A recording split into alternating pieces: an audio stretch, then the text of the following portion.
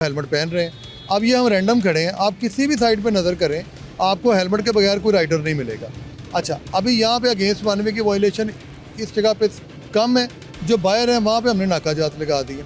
अच्छा, ये लोग अगर वायलेशन नहीं करेंगे, लोग अगर ब्लैक पेपर नहीं लगाएंगे, अगेंस्ट वन वे की वायलेशन नहीं होगी तो चलान भी नहीं होगा। ट्रैफिक पुलिस का मैं अभी ऐड करना चाहूँगा। अच्छा, ट्रैफिक पुलिस इसलिए लगता है कि शायद वो ज़्यादा इसमें कर रहे हैं क्योंकि देखें जो थाने की पुलिस है ना, उसने जाके हर शहरी के साथ नहीं मिलना, उसने एक पार्टिकुलर केस में जाना है जहाँ पे उसको बुलाया जाता है या जहाँ पे लॉ एंड ऑर्डर की सिचुएशन है और जिस बंदे के साथ है उसने उसको डील करना है। मैंने यहाँ से गुजरने वाली 8 मिलियन गाड़ियों को मैंने डील करना है। लाहौर की 8 मिलियन व्हीकल्स हैं। मेरे सारे स्टाफ ने, हमारे डीआईजी साहब ने सारों के साथ मिलके हमने 8 मिलियन गाड़ियों में बैठे हुए उन, आप कह लें कि 15-16 मिलियन लोगों से मिलना है। हमने उनको देखना है, हर बंदा या हमें देख रहा है या हम उनको रोक रहे हैं। तो अल्टीमेटली हमारा, क्योंकि हम लोग इस सोसाइटी के लोग इनके अंदर है, लोगों से इंटरेक्ट कर रहे होते हैं। लेकिन मैंने एक वॉइस मैसेज सुना जिसके अंदर शायद आप तक भी पहुंचा होगा यकीनन तौर पे कि एक दो पर्चे नहीं करने, एफआईआर इतनी ज़्यादा करो कि थाने भर जाएं। और एसएचओ फ़ोन करके कहे कि यार मेरे पास जगह नहीं, और एसएचओ ने फ़ोन करके कहा थाने भर गए थे। ये क्या रीज़न थी? अचानक से ऐसा क्रैकडाउन क्यों शुरू हो गया? नहीं, एक तो वो मैसेज जो था वो लाहौर का भी नहीं था, दूसरा वो ऑडियो मैसेज था वो किसी भी जगह से वेरीफाइड नहीं हो सका। वो कोई भी बैठ के उस वो लैंग्वेज में बात कर सकता है। लेकिन मैं लाहौर से नहीं था, यानी कि थोड़ा सा अंदाजा तो हुआ होगा लाहौर से बाहर। यस, वो मुझे उसकी मतलब उसके ऑर्डर से लग रहा था, क्योंकि मुझे पता है लाहौर में ऑर्डर्स कैसे दिए जाते हैं, कैसे बात होती है। लेकिन उसके अलावा अगेंस्ट वन वे पे एफआईआर हो रही है। यस, मैं एडमिट कर रहा हूँ, हम एफआईआर दे रहे हैं, ठीक है।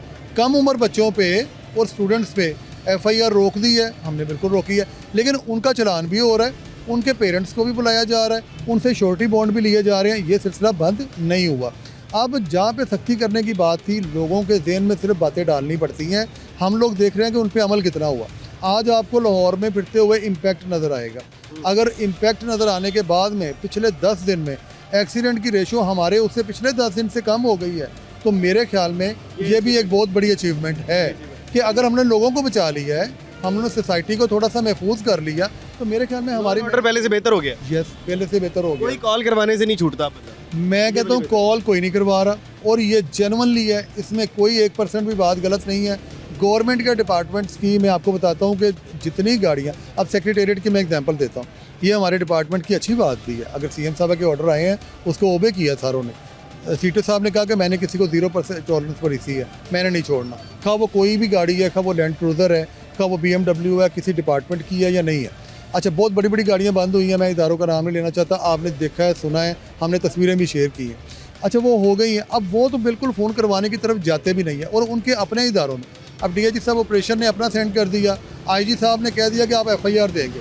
अब 5 से 7 पुलिस ऑफिसर पे बावर्दी को हवालात में बंद करना और उसको एफआईआर देने से ये मैसेज गया है कि ये 12 करोड़ आवाम का जो सूबा है, इसमें अगर आप गलती करेगा पुलिस वाला तो उस पर एफआईआर होगी। तो सख्ती हम शुरू कर रहे हैं ज़्यादातर अपने आप से, उन इदारों की तरफ। ठीक है, अब सख्ती आप कर रहे हैं, बहुत ज़्यादा सख्ती कर दी है।